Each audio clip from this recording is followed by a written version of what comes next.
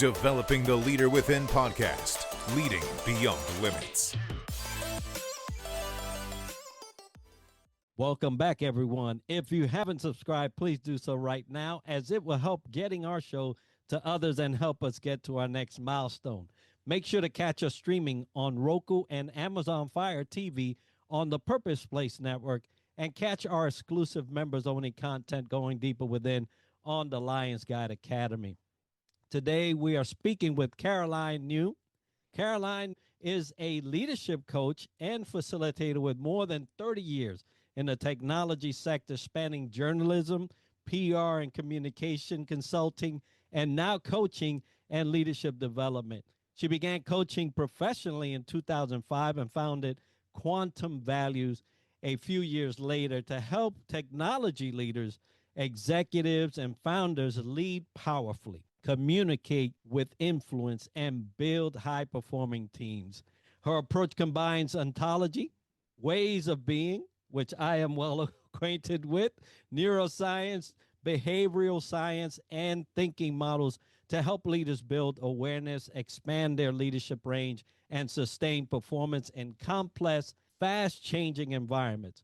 Much of her work centers on helping technology professionals transition from expert to enterprise-level leader, especially an era shaped by AI and digital transformation. Caroline, welcome to the show. Thanks, Enrique. Lovely to be here. Well, we're happy to be here. Folks, she is in Australia, and so we are way across the pond from Florida, but we're happy to have you and have this conversation. And we're going to be speaking about Leadership Rewired, thriving at the intersection of technology and humanity. But before we get into that topic, Caroline, tell us a little bit about you. I said it all in that little intro, but I'm really happy to be here. I live in Sydney, Australia. I've been coaching for over 20 years now. I love the whole leadership space. And although I started my career as a radio journalist and then working as a comms consultant, I am the product of two psychologists. So I think I was always had wiring in my head for, people. And so when I discovered personal development and leadership development in the early 2000s, it was like all the lights went on for me. And I was very excited to sort of dive into that, work on myself initially, and then, learn how to coach and work with other people to empower and support their development. So I love what I do. I'm very fortunate to live, in a wonderful country in Australia, and it's coming into summer here, so it is beautiful down here at the moment. And you're inching into summer. We're inching into fall. Beautiful that we have those type of season. You talk about psychology and the mind and feeling and being, which we'll be talking about. These are the times where transition happens in our lives, right? But we're happy that you're doing your work because it helps us collectively. Now, you've spent over 3 decades around the tech sector. What shifts have you observed in the way leadership is understood and practiced in this space? Yeah, it's interesting. Back in the 80s when I first joined the tech sector, and it was all about, command and control, and the leader stood at the front of the room and said, "I've got the answers, follow me." And that's just not possible anymore. The world is moving so fast.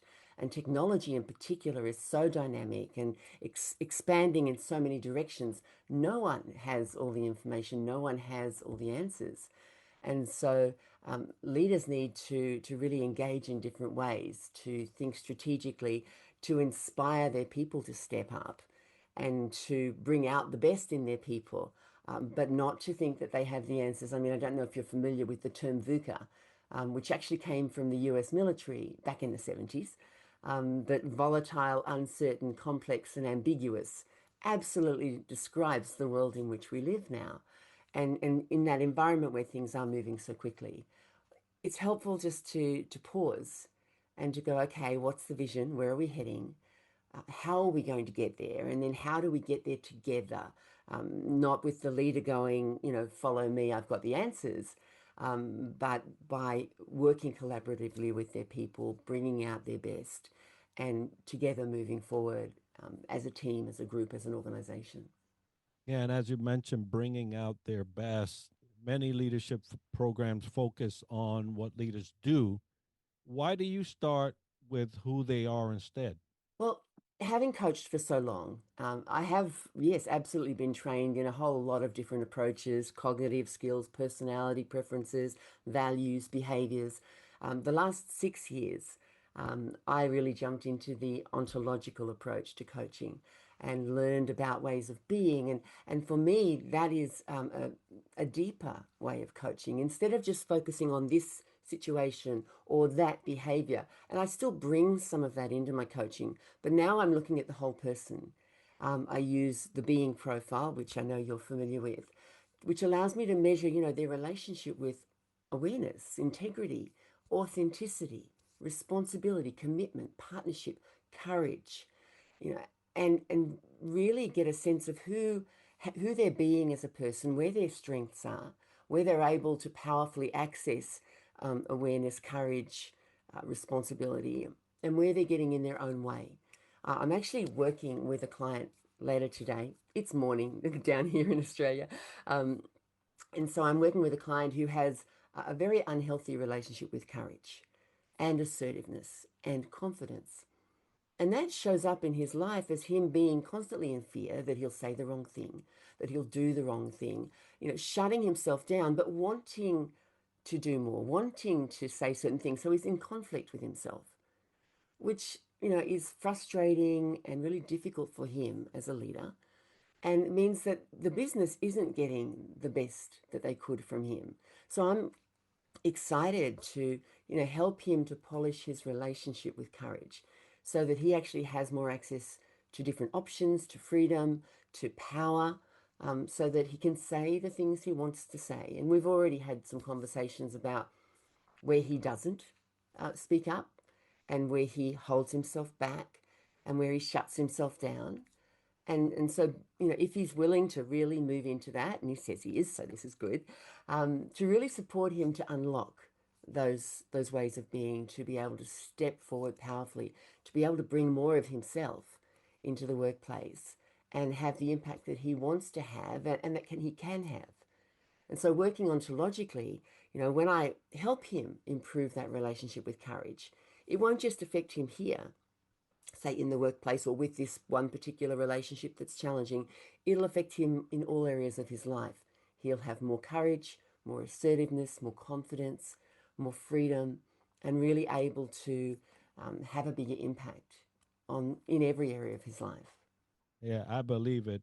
Folks, I have been in leadership development for 26 solid years. And until I took that being profile, it Yeah. was just mind blowing as to how many areas I had been sabotaging myself because my relationship was not as well as I thought it was with certain areas. And so I love that you use that in your work.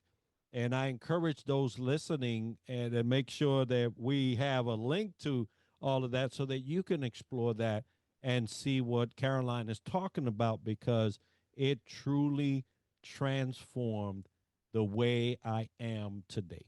So thank you for saying and using that. I know that that individual is going to be much better.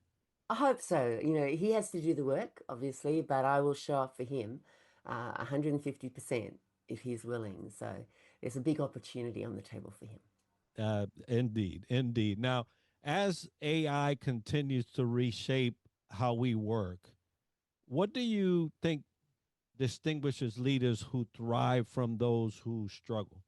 Yeah, we kind of got a sense during COVID, we had to pivot, we had to think differently.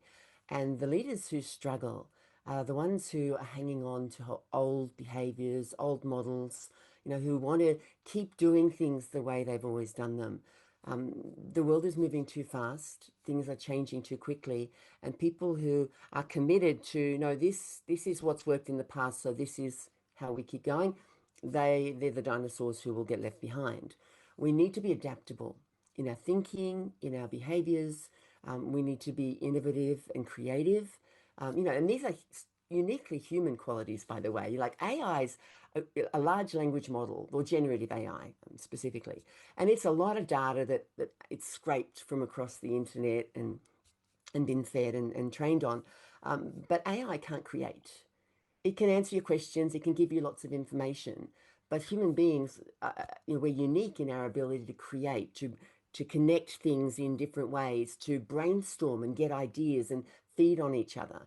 And so the more we do that, it's really, really important. The leaders who are effective, yes, they're adaptable, they're collaborative.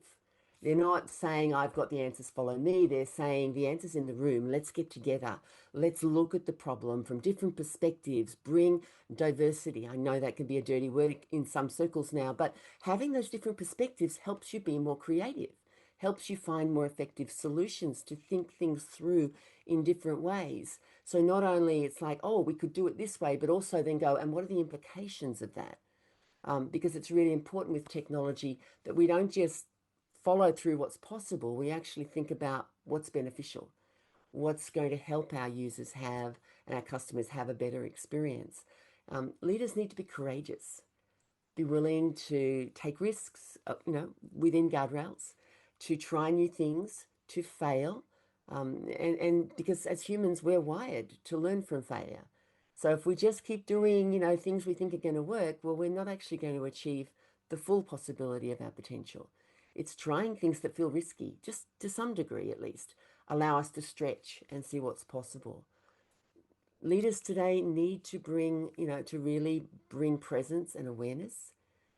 We were talking earlier about you can't put your head in the sand and pretend that things aren't the way they are. You've got to deal with reality. Otherwise, you're just going to be responding and reacting in ways that aren't relevant. And if you want to be effective as a leader, then it's like, okay, what is this situation? Let's take a good hard look. And okay, let's respond to what's actually going on and be role models. I talk a lot about integrity in my coaching.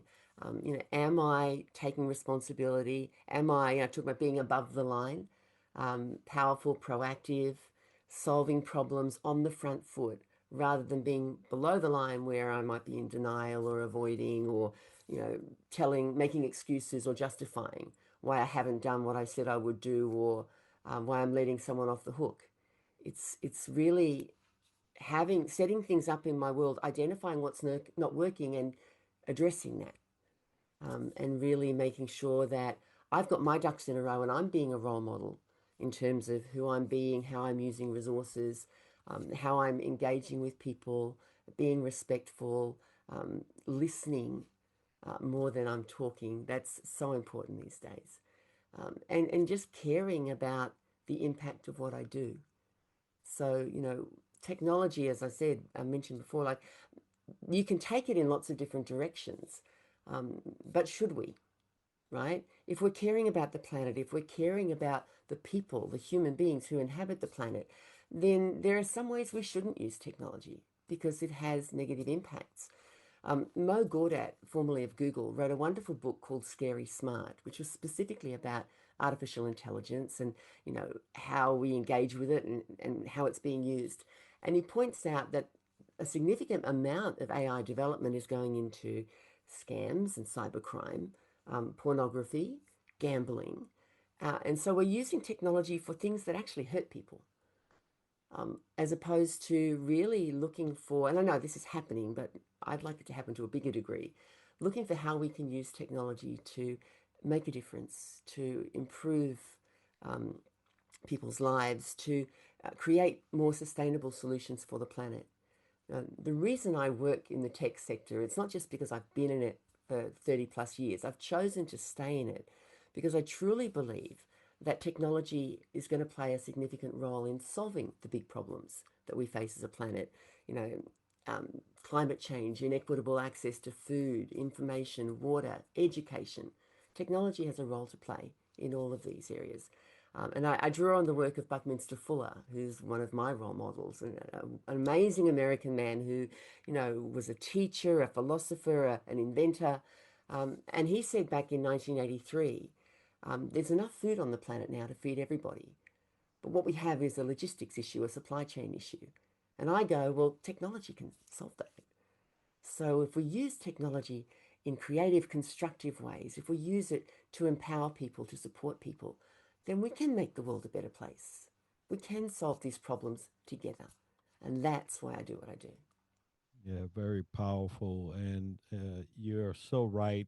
Technology will have a forefront in how these things are solved. And as we're talking about technology, the innovation, leaders are going to grapple with some things. And if you could give one piece of advice to a tech leader trying to balance innovation, ethics, and human leadership in the AI era, what would that be?